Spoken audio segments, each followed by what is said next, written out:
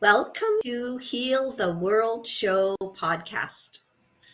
We are delighted to have you here today. This podcast is brought to you by the Healing Institute, and we are an online worldwide hub for holistic practitioners. So we are out to heal the world. I know it's a big job, but we're up for it.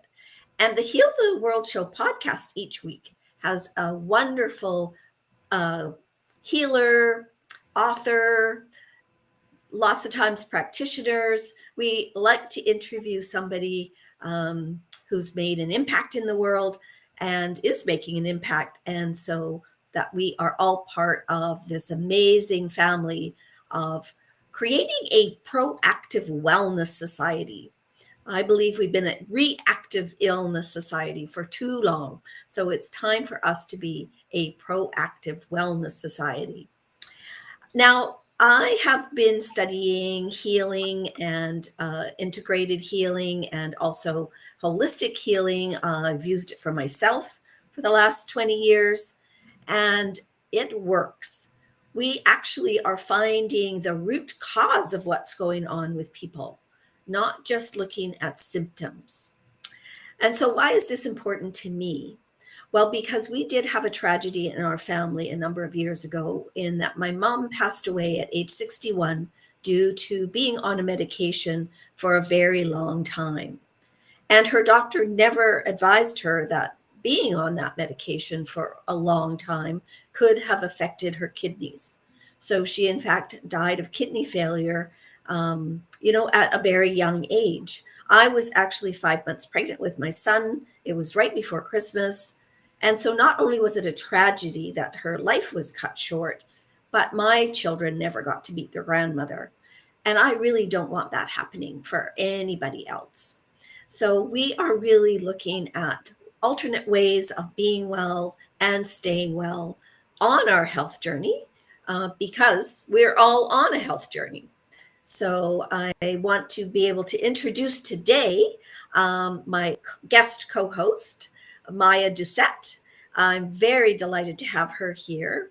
And I want to tell you just a little bit about Maya. Um, Now, she is an award-winning author. She's also a founding member and director of the Women's Global Alliance. I want you to tell us more about that, Maya. And she's written a book, an amazing book. I just actually read it, and she interviewed over 100 women and wrote 81 stories of early life adversities that shaped their success. So she works with women who are deeply unhappy in spite of their success and in spite of trying everything. So yes, we definitely want to welcome Maya to the Heal the World Show podcast. Wonderful to be here, Amelia, and great to be part of your amazing family. Well, we're delighted to have you. And I do apologize for those of you who were waiting in the wings. We had a few little technical glitches this morning, but that's life. It always happens that way. So I'm just going to check the chat and see who's here. Yes, Marie Piplovic saying good morning.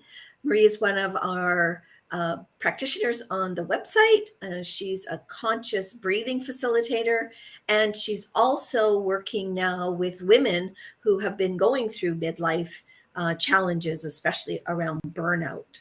So yes, we're going to have a great conversation today. So we're talking about mental health today. Now, May has been all women's health, and just for those of you who are wondering what's going to happen in June, we're going to talk about men's health. But May, we've looked at all different aspects of women's health, and I thought this is a perfect way to end our May theme of women's health is to talk about mental health. Now, you must have really encountered a number of women who had some mental issues, mental health issues, as you were interviewing them for your book. for sure. The women I interviewed for my book were women who had at one time had mental health issues, right? Mm-hmm. But the thing about them all is their resilience Mm-hmm. in overcoming them. And I should say too that almost everyone that I interviewed who had, some sort of trauma in the past, a betrayal, whatever, almost to a one, they had had therapy. Ah, interesting to know that. Mhm. Yes. Mm-hmm. And I didn't So, necessarily know that when I started interviewing them. I started with my own clients. So, yes, I mhm. knew that they had had work, but I didn't know that before interviewing many of the women. Yeah. So, I Well, think that is a way for people to get help for sure. for sure. And And I think it's an oftentimes that's aspect of all that's yeah. I think it's an aspect of mental health that one realizes that she needs assistance, right? That I know that I'm uncomfortable, I'm suffering, I have anxiety, whatever it is, right? well, I would guess Anything that that is will, the first, yeah, the first step to being aware that you want to make a change in your life. yes, that first step to it, which can Mhm. often be the most difficult, I'm sure it right? is. Yes, for sure. So we want to talk also about what, when clients work with you, how you're able to help them because mental health seems to be a very huge issue right now. Um, Everybody's talking about the fact that we have so many people that are suffering from some kind of may not be have been diagnosed as mental illness, but they're suffering from anxiety and stress and burnout and all the things that can be as building blocks up to feeling mentally ill. For sure. So yeah, so anxiety, stress, burnout, and isolation. Yes, I think we're social absolutely. beings, and if we feel isolated, if we feel dissociated from other people, I think that it opens the way for us to start feeling anxious and depressed and less worthy than we should be feeling. And I think that's been a complete mindset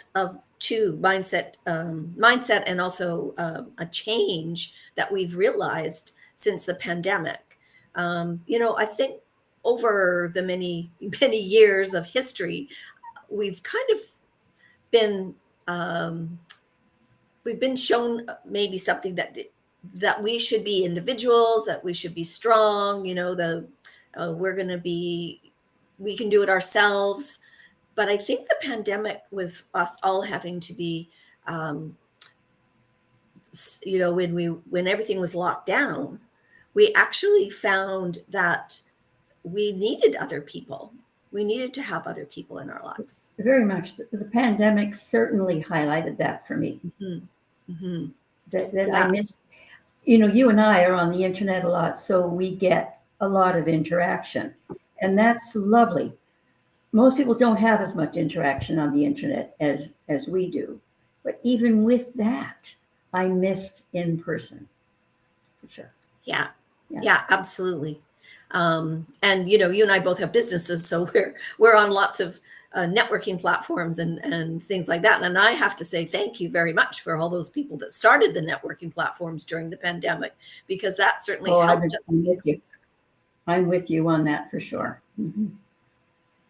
Yeah, Um, so Maurice got a great comment here. It seems that since the pandemic, there has been more intensity of these kinds of issues. yeah. I think certainly there's more awareness, and yes, I agree with you. There's been more intensity. And We're that's, I talking about think, it more too. yeah, I think it's a good thing that we're Yeah. talking about it more There's often. something else happening at the same time, though, I think, Permelia, and that is the phone culture. We're on our phones a lot Mm. more. So, in one way, we're more connected than we've ever been. And in another way, we're less connected than we've ever. We're more scattered. we have shorter time for concentrating on anything. And I think that the phone culture is doing us a lot of disservice. And my focus is kids, right? And for sure, the phone culture is a disservice to our children. Well, I agree with you. If we think we have mental issue concerns, the next Mhm. generation is going to have huge concerns. Yes, because there's so much texting going back and forth. I have a good friend, a dear friend, but her communication style is to text. And I say to her every now and again, we have to have we don't live in the same city. We have to have a phone visit because, Mhm. I just, can't be using texting as a communication device. I can't text that fast. I talk faster than I text. Yeah, exactly. So Marie's got a great question here. What are your suggestions on how to help others as they navigate these stressors? Oh, wow. Um, well, I think we've already mentioned find someone to talk to. Mhm. If you have an issue, if you have a problem in an area of your life, find someone to talk to. Hopefully you have a best friend you can confide in. Um, if not, find yourself a practitioner. And if money's an issue, go to a site where people who are training in a practice Mm. need Mhm. to work with people. They need the experience. Right. So Yeah. you might not get charged anything. I know when I started my practice in 2008, I did it for free, so I could get the experience, right? Yeah, exactly. And when I was doing my certification in body code and emotion code, I had to have case studies. Exactly. So I was offering my clients complimentary sessions just so that I could get my case Yes. studies. And And also for whether people to know on our platform, the Healing Institute, all of our practitioners have a complimentary session. So it's not something you have to, you don't have to pay yeah, right away. You want to have a conversation with the practitioner anyway to find out what it is that they can help you with. that's a really good suggestion. And the question was suggestions as how to help others. Really Mhm. plan that conversation. Before you Hmm. consult someone, really plan what you want it to be about so that you can use that 15 or 20 minutes or 60 minutes well. You Yeah, know, so you want to know what your outcome is going to be from yes, you having don't that want to conversation. wander when you get that person on the phone. You want to say, I'm having an issue with X. Great suggestion. That's a great suggestion. So Marie's got another question here. How do we get our children off the phone, texting, Instagram, TikTok, etc.? Well, I have to say, Marie, I am so happy that my children are grown and I don't have to face that issue. That would be, by the way, Permelia, that would be a great topic of It conversation. would. Yes. Yeah, Yes. to get We women who are doing it well. One suggestion that, well, I have a 10-year-old granddaughter and she doesn't have a phone. When she calls me or I call her, it's on the home phone, it's on the landline. And that Mhm. is a specific, from her mother, from her parents. She does not have a phone. And I don't know how old she's going to be when she gets a phone. But I would say to parents, don't let your kids have a phone too early. On Sunday, I was walking through the mall and walking through the phone court.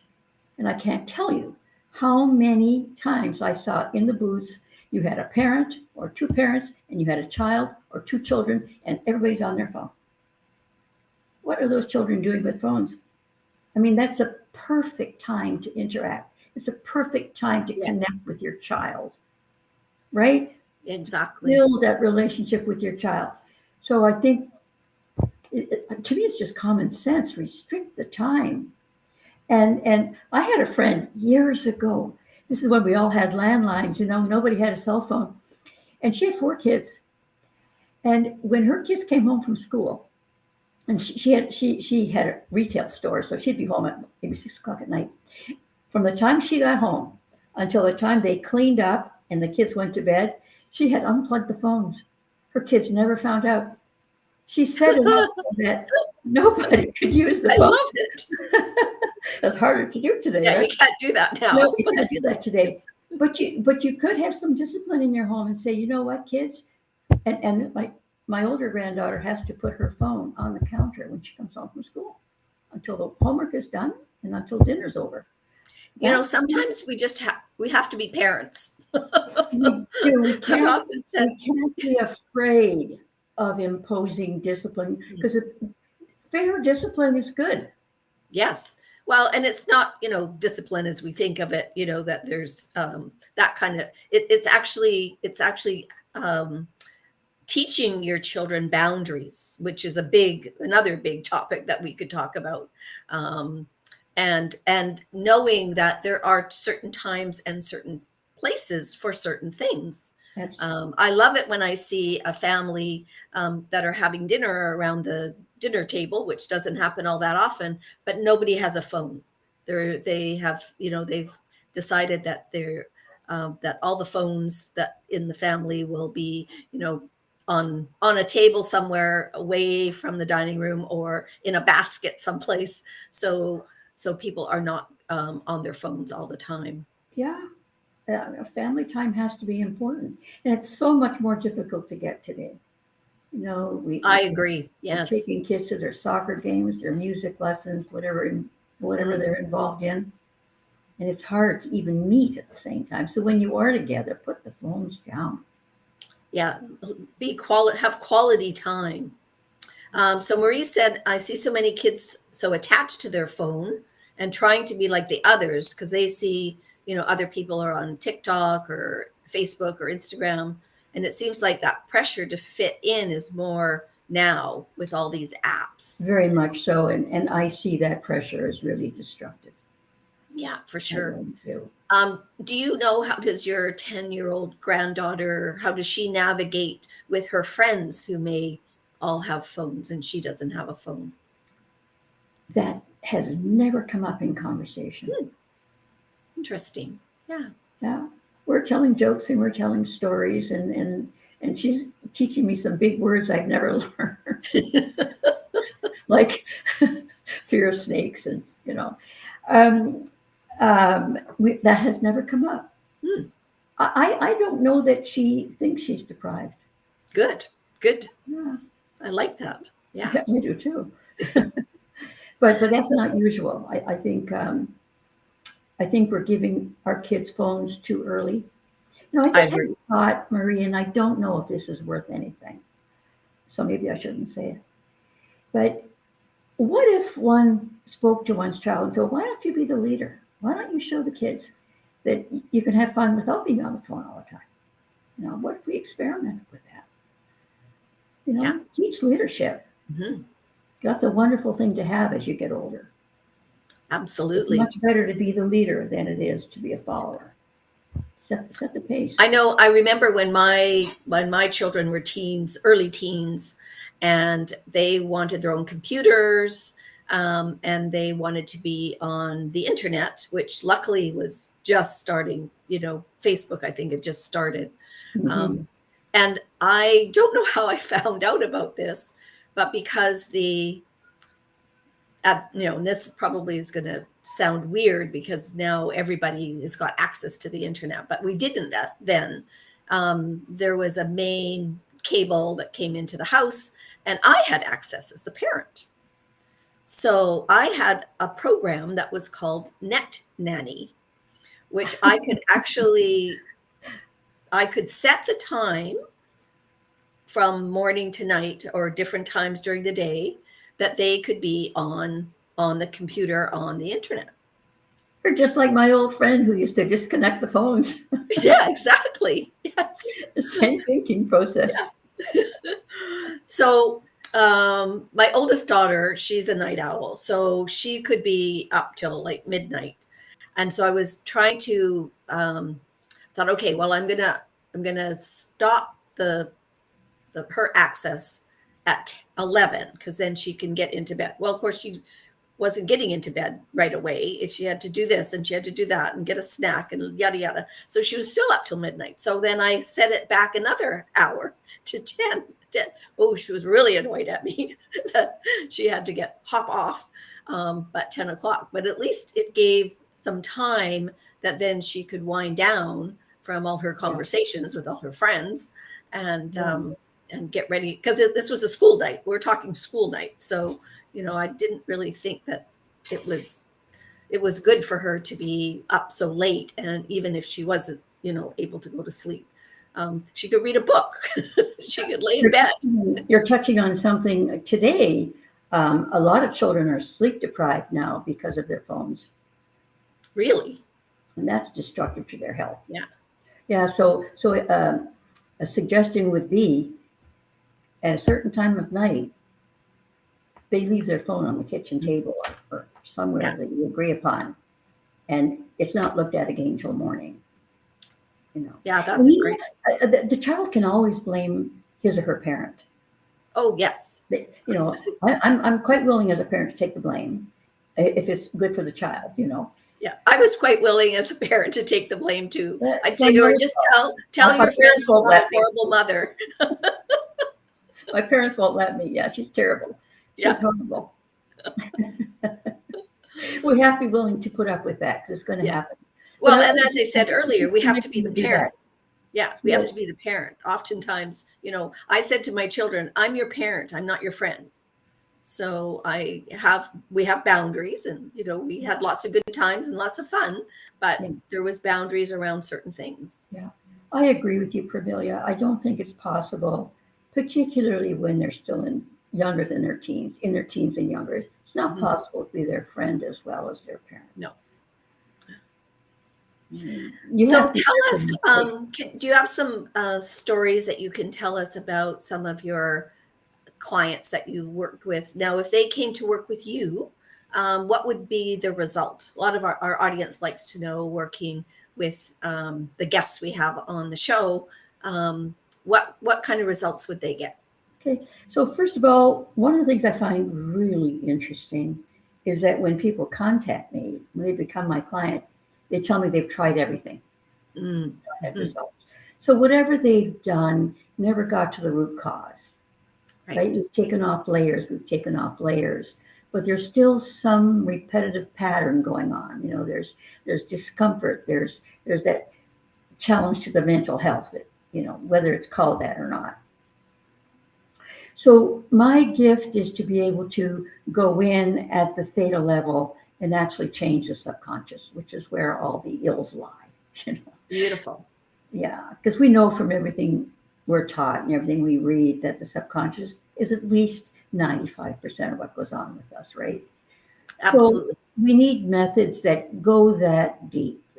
We talked the other day about talk therapy. Talk therapy is a wonderful start because everybody needs to be heard. Everybody needs to be acknowledged and to be listened to. And a therapist will deeply listen. So, and the therapist will give insights. That's all wonderful. But unless the therapist gets to the root of the issue, it isn't going to resolve itself, at least not permanently. Well, and I agree with you. That's what I bring. 100% I agree with you, because of course the work that I do with body code and motion code, that's actually getting to the root cause and looking at what's trapped in the subconscious and finding and releasing those emotions that are trapped in the subconscious. Yes. So that is so important. And we're, I think, still just in the learning stages. A lot of mainstream society hasn't heard about how the subconscious has an effect on our lives. We're hearing more about neuropsychology these days, so I think that's going to change. I think we're going to be hearing and reading a whole lot more.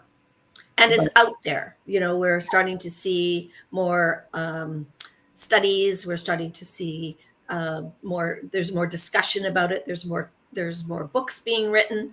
So we're learning stuff all the time. And that's why, therapies need to change with the times, because as we learn new things, we have to challenge what we thought we knew. going way back to when I was in university, I took psychology. We were told we were born with so many brain cells, and that was it. I mean, tough luck. As you got older and older, your brain cells diminished, you know. That was a little scary. We know that is not true. That's not true. We're constantly able to reshape and regenerate. Our cells can regenerate given the right conditions. We certainly can. Yeah, we certainly can. So I'm just going to run this little ticker tape here about how to get in touch with you.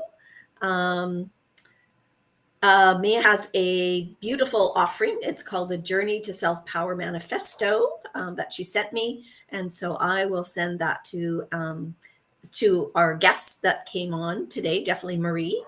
Sometimes we have guests that pop on and we don't actually see them in the chat.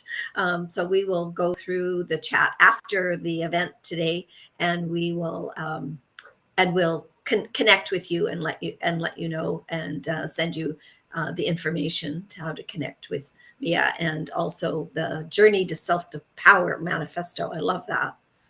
So I'm just going to pop back into the chat and see if anybody else was here so far. Nope, I think that was it. Marie's got one more question here. What tools do you use to get to the root cause? Yeah. The first thing I do before working with a client is I do a very long assignment. They do a very long assignment for me, because what I want to do, I want to see the patterns. I want to see the recurring patterns. And I want to know a fair bit about the childhood. Right. The childhood struggles and memories they have, whether they're recurring memories or not. And I want to see patterns.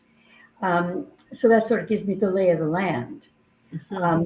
Like a lot of people, I use meridian tapping. I use meridian tapping when there's an emotional component, when there's an emotional trigger. Mm-hmm. That I want to get the emotional component down to zero so that we can work very calmly.